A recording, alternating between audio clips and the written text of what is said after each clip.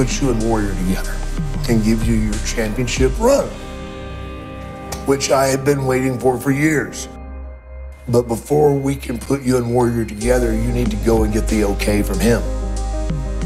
I'm like, what? What do you mean? You're the effing boss, man. He goes, Jake, it's just the way we have to do these things. So I went to his private dressing room and knocked on the door a couple of times. What? Come in. So I came in and he got right in my face and said, let me tell you something. I don't care anything about your family. I don't care anything about you.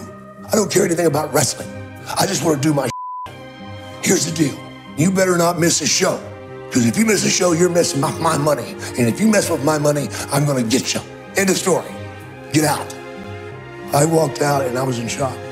For this jackass to come to me like that was like pissing in my mouth. But I had to do it if I wanted that championship run. After SummerSlam, it'll be me and Warrior, head to head, making more money than I ever thought I'd make. Plans for Jake the Snake Roberts would soon be derailed as tensions between McMahon and Hellwig begin to boil over. Desperate to remain at the top of the card, Jim plans a drastic move. At this point, he moved into his home that he bought in Arizona. He decided he wanted to live the big life, so he bought himself a $1 million mansion in Scottsdale. He called me up because of our history, and he needed somebody that he could trust, somebody that he could talk to. He wanted me to come out.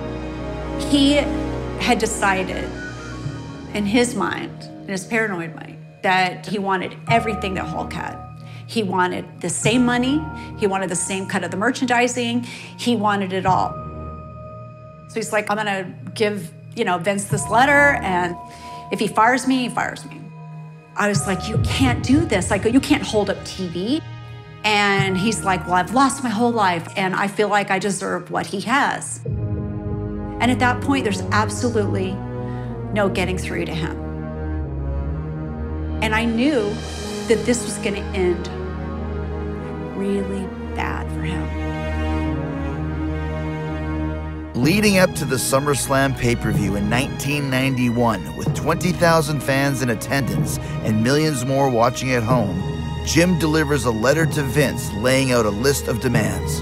He threatens that unless he is treated creatively and financially in line with Hulk Hogan, he would refuse to show up. Vince is infuriated, but he has one rule: get the match in the ring at all costs. Vince temporarily placates Warrior's demands, but he has no intention of honoring them after the event. I was there at SummerSlam, man. It was in Madison Square Garden. I'm so amped up, man. I am going to start making thousands of dollars every time I go through that curtain. I was standing next to Vince when Warrior came out of the ring.